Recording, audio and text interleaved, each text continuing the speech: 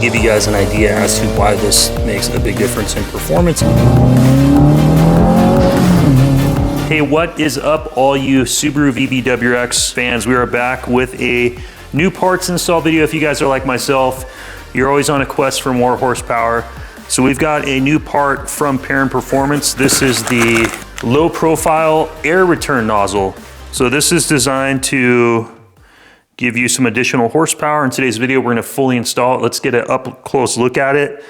You guys can see it's all really nice machined aluminum, anodized in red with the Perrin badging. Looks fantastic. And make sure you guys stay to the end of the video because we're gonna test it and I'm gonna give you my feedback as to what type of horsepower increases I can feel and what different driving characteristics it adds to the car.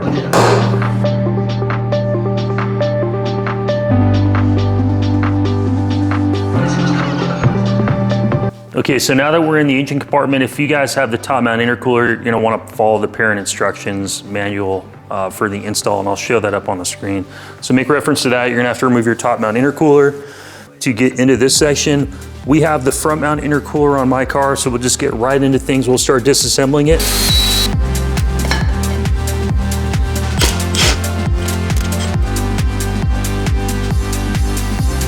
Really get an angle, but there's two bolts that hold the bottom of the EGR, so you want to loosen those just a little bit. That way you get enough wiggle room, and we're going to remove this stuff up top here.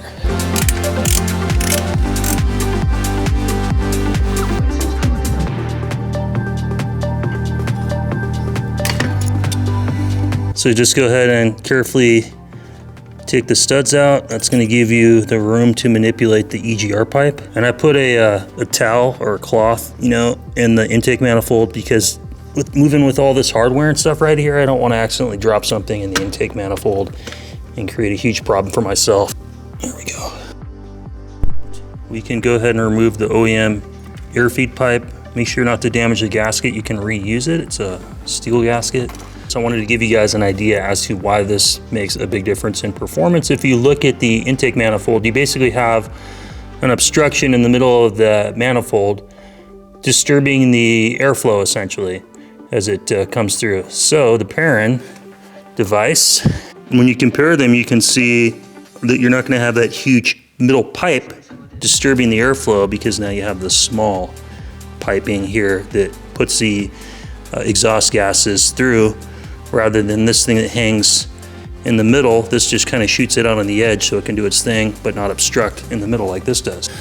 Okay, now that you have room down here, let's go ahead and remove the OEM pipe, and you can see how big it is. So it's kind of a pain to work out. Just make sure you move your EGR pipe back enough so you have space. Okay, let's get our Perrin part in. Make sure these slit openings face up. You don't want to install it face down, so Perrin logo up with these slits up. That is so much easier to install than the other one. Now you're going to reinstall your studs, reinstall your gasket from the factory, put the EGR pipe back on, and snug everything back down. You got a rubber OEM gasket there that pinches between the Perrin, and then between the Perrin you got your metal gasket to the EGR pipe. So we've got all that installed.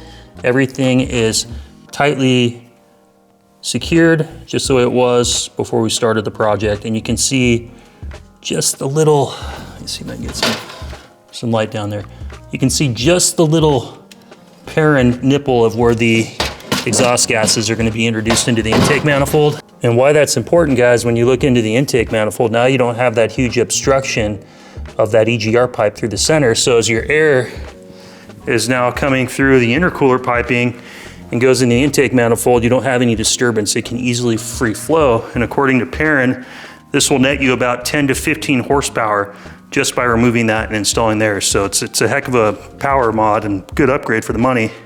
And I'll have a link in the description down below. Thank you so much to my friends over at Perrin. Jeff, thank you for sending this out to me. We've been talking about this for a few months, and I'm super excited to get this finally installed on my car. I think it is going to be awesome. If you guys decide to go ahead and order one up for yourself, make sure you guys use code JDM Right Hand Drive 10 to save 10% off at checkout on the Perrin website. Let's finish putting everything back together.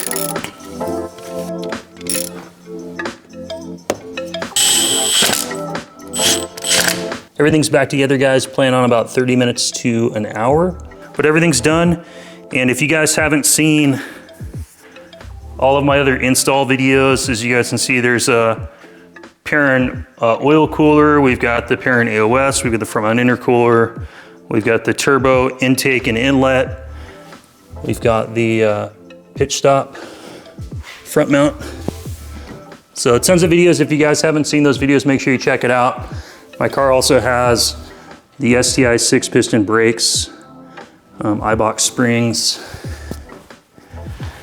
and what else we got? We've got the Perrin front pipe, Tomei single turbo exit exhaust. I did a video also installing leather seats in my car. If you guys haven't seen that, check it out. Also upgraded the dash from the double screen to the nicer infotainment. We got Cobb access port, running a Pro Tune on my car. So today's entire video was shot on my new Sony 24 to 105 f4 G series lens. I'm hoping to get some higher detailed shots and better quality footage for you guys. I'm stepping up my game, as well as the new camera I'm using is the Sony a7 IV. I'll have links in the description for the equipment I use for filming these types of videos if you guys want to do something similar for yourself and start a channel, as well as all the tools that I use for the install that I recommend. So we've got quite a few things done to the car, so it's nice for these little parts that Perrin makes to kind of help refine that extra boost in power out of the engine and the overall efficiency.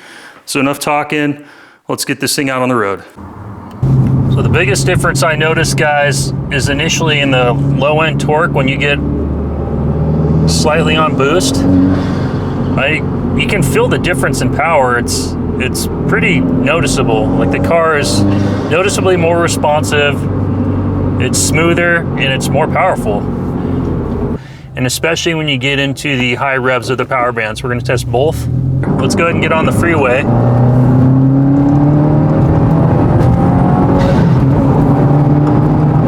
It's fast.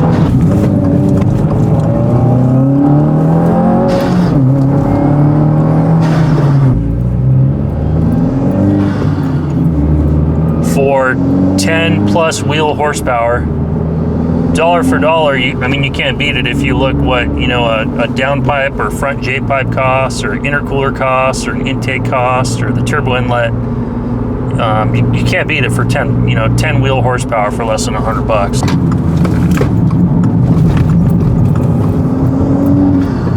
We are back home, guys, from the driving portion of today's video. I try to keep it short and sweet for you guys. For all you WRX guys, I apologize I haven't been making much Subaru content lately because I recently started my own business called Speed Performance Lab, or SPL Racing. I developed a brake kit for the Skyline GTR, and as you guys know, I like my big brake kit. I also have one on the Subaru as well.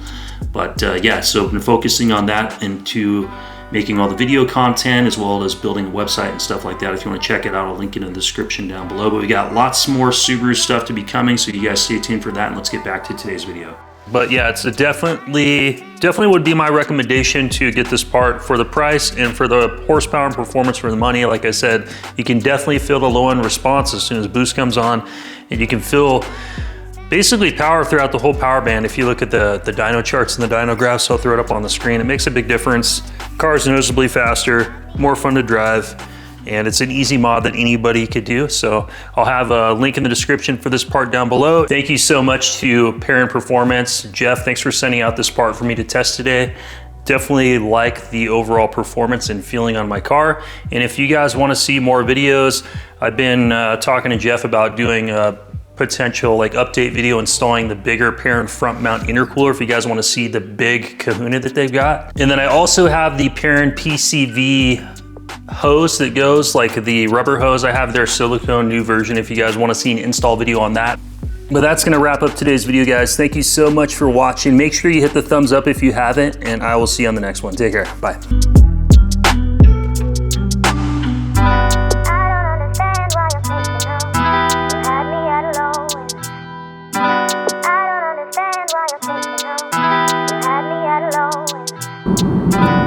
And at the time I'm testing this part, I don't even know exactly what the cost is, but I can imagine it's, you know, less than $100. So less than $100 for 10 plus wheel horsepower, dollar for dollar, I mean, you can't beat it.